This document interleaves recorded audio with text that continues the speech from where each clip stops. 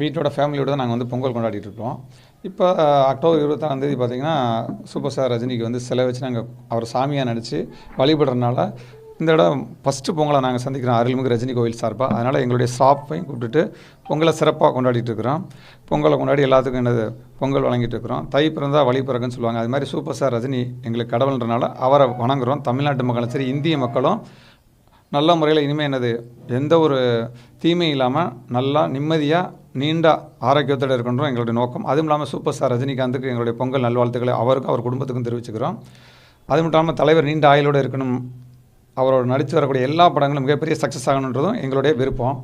எங்களை பொறுத்தவரை எங்கள் குலசாமி எல்லாமே சூப்பர் ஸ்டார் ரஜினிகாந்த் தான். நன்றி, வணக்கம்.